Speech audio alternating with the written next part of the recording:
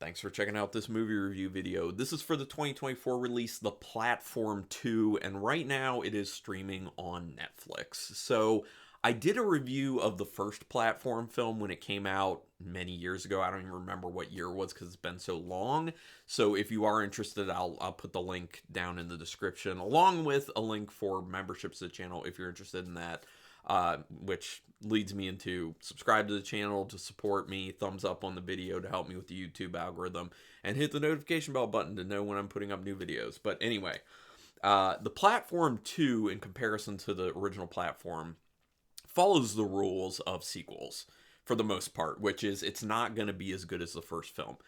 Part of the reason for that being that the premise isn't new to you. It's a shocking, interesting premise in the first film. So you already know the premise going into the second film. It's just kind of elaborating on the world that you've already discovered in the first film. So that said, I do recommend this film, especially if you have seen the first one. I did think it was a quite good film, but there are some problems with it. I'll go over that in this no spoiler review. But also just know at the very end, I will give you a warning before I do this, but at the very end, I am going to talk thematic and subtext-wise spoilery stuff. So I'll give you that warning so you can drop off if you don't want that. Anyway, The Platform 2, directed by Galder Gaztelu-Urrutia, who did The Platform. Written by Gatzelu-Urrutia and David Desola, as well as Egoitz Moreno. This is a Spanish film, so just know you will be watching a film with subtitles. Now, if you've seen The Platform, that should be no surprise to you because that was also a subtitle one. Although I didn't check.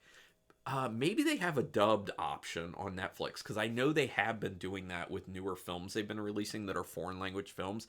They have had an option to turn dubbing on, so I'm not quite sure about that. Someone can check it and put it in the comments and let me know if that is an option or not. Synopsis of this film. So basically, if we've already seen the first Platform film, it's about some new people going into the Platform prison, basically, is what it is. Where it's over 300 levels and 2 people on each level with a platform that goes down the center each day with food on it. Each person has one food item that's cooked for them daily that is intended for them, but it's kind of chaos because it's up to everyone to distribute the food properly. You end up having issues where people at the top will start eating more than their share because people get moved. They go a certain amount of time. I think it's like month to month, and they'll be knocked out with gas and then moved to another level. So you might be in the top on one month and then in the very bottom in another month, so you don't really know. So some people get that panic in them and they're like, well, I'm further up here, I'm gonna stock up on food, but then that makes sure that the people at the bottom don't get anything. So basically the first film really was an allegory for trickle-down economics and how that does not work. So it's about the rich people in the top taking everything and then nothing being available by the time it gets to the bottom. So this film tries to do something different. It's still a societal commentary, but it's trying to do a different thing. So it's about these new people being introduced and then the story that happens, like their experiences, learning the rules that people have kind of set up as a society in there, and how those rules get broken by some people, and then what happens, and yeah. And there's chaos. And just like the first film, it's pretty messed up at times. Pretty messed up. So immediately they call out what people were supposed to get as subtext from the very first film, which helps for anyone who maybe did not see the first film. I don't know why people would be watching the Platform 2 if they haven't seen the Platform 1, but if that does end up being the case, they did a good job of kind of shoring up the ability for people to do that if they want to, for whatever reason. It's the same drab bluish look to it, although sometimes it turns red with some light changes in the actual platform prison. So just know that. So I understand why they decided to keep it the same color palette because, keeping the continuity with the first film, and it is the same setting basically. But I'm getting very kind of tired of this type of like drab color in horror films. Give me something more like a Midsommar. But in this instance, I understand it. Like I understand keeping it similar. Things do get pretty intense pretty fast. You don't have to wait too long for this film to really ramp up and really get going. So that's a great thing. It is like an hour and 40 minutes with credits. So that said, I think the pacing is actually quite good. There really isn't. I can't even think of a single moment where I felt like it was really dragging at all. I was engaged the whole time. The pacing of this is great, and that is a big triumph in itself because it is really hard, especially with an hour and 40-minute long film, to make sure the pacing just like moves. But then again, the first platform was done that way too. So they showed their writing skills with the first film, and then, they continued that with the second one. The camera work does stay pretty interesting. It's not just static shots. It's not your basic stuff. Just like in the first film, there's a lot of interesting camera movements and camera work. I would actually go ahead and say that it's a little more stylish even in this film, which I think is great. I'm all for that. It keeps people more visually glued to the film when that's the case. So all for that. It has an ominous but somewhat quirky score to it, which I really do enjoy because it's kind of like in the same vein as like the score for Squid Game. I think that had a kind of similar feel to it where it's like very ominous and kind of dark and dread filled, but at the same time it's got these little bits here and there that just gives it this little like injection of fun and quirkiness to it. You have to just listen to it to really understand what I'm talking about, but I like it. The composition is great. The way they use the score is pretty good for the most part.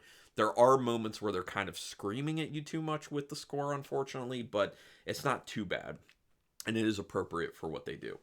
The relationship between characters, unfortunately, do end up seeming rushed with this film.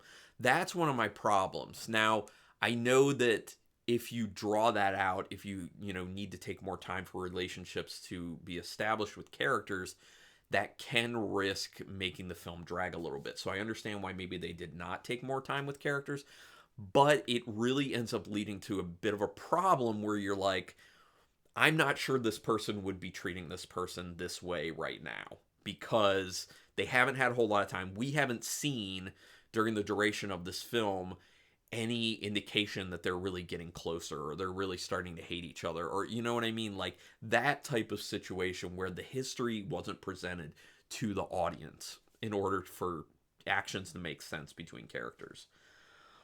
There are some pretty great visual sequences going back to the whole, engaging aesthetic to the film, camera work at play here, but also just setting up, like how the food looks and just some scenes that are very brutal and violent and how they chose to shoot those pretty arresting sequences when it comes to that. Which leads me to my next note, which are there are also sequences of complete mayhem. And when the mayhem happens, a lot of the times it is pretty brutal. There is some really disgusting, gross out stuff. There's a lot of gore to it. It is hard to deal with some of the stuff if you're not a person who is used to watching a lot of gore. And, a film being on Netflix, it kind of would be, I feel like it would be more apt to draw people who aren't necessarily fully into the horror community.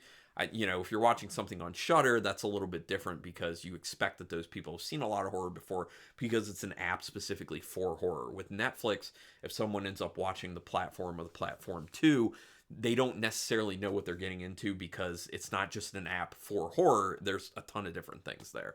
So that stuff can be pretty jarring because some of those sequences are pretty intense. But I was okay with that. I think they did them quite well. The ending is confusing, and it is severely drawn out. So I was talking about the pacing being great. I take that back a little bit. The pacing was great for the whole film until they got to the very end. And it became confusing. It felt to me like, okay, well, I'll say, you can tell they tried to say something, but it's just about indecipherable, unfortunately. You can tell that they had a really hard time kind of wrapping the film up and putting the bow on it and trying to finally get you to the point that they were trying to make with the film. It's very muddled. It goes on too long. It's just a lot of like visuals where there aren't enough clues there to tell you exactly what they're trying to get at. And it just seems confused because just when I was trying to be like, okay, I think this is where they're going with it, then I'd be like, yeah, but then what's this little portion about? This doesn't make any sense in comparison. It seemed like they were kind of trying to shift, and maybe they were trying to say too many things at once, or I don't know, but it gets messy. It's a very sloppy ending. I did not really like the ending at all, but up until that point, it's actually a really good film. So it's still worth watching, in my opinion. So now is the part where I'm going to go ahead and end up getting into the spoiler stuff. But first, I will give you my star rating. So out of 5 stars, half stars, and play, I'm going to give this a very solid 3.5-star rating. If it didn't have the issue with the ending of the film, it would have been a 4-star for sure, but I'm 3.5 stars with this one. So now drop off if you don't want to hear like the thematic and subtext stuff. There you go. Those people have dropped off. Let's get into it.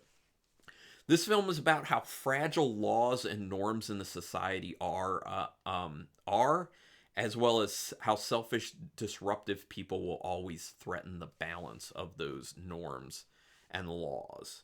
So it's just basically about these people, how these people have the society set up. They're trying to make it so that everything's okay and fair, but then you're always going to have those disruptive people who are just going to screw up the balance. It's always going to happen, unfortunately. This is the longer one, so really pay attention to this one. It presents the systems for society we have and lets you know if everyone works together and respects one another, we can all live peacefully. But when you have those who disrupt the balance, it causes a reaction from others who it ends up impacting. The danger then lies in what people and ideas end up being followed as a consequence of that. Basically, when the disruption happens and people who are impacted start to get upset and start to act out on that, it's the people who kind of step forward and become leaders from that that the danger lies in. Are these people, like, what are these people's intentions? How are they going to lead you? And just also keeping in context how things are kind of moving. Like, are things progressing in a terrible way or not? People don't necessarily see that because they're so focused on this new order that's basically been created with their new leadership. And then the last thing I had for it is it also comes off as a nihilistic film by showing the hope of people coming together to live better, but ultimately destroying everything for varying personal reasons. This really ultimately does feel like it's a very bleak, dour film that is about nihilism in essence, basically saying that we have these systems and they don't work and they're not great and people try to, change them or tear them down or do whatever, and it just gets replaced by more terribleness, like, not a word, more tyranny and awful situations, basically. So that's kind of my take on the film, but I would love to talk to other people. Go ahead and put it down in the comments and we'll get into that. Love to hear other opinions on that, because there's some stuff I didn't consider about this film, because there is a lot to it. But anyway, thank you everyone for taking your time to check this out, and until next time, keep it brutal.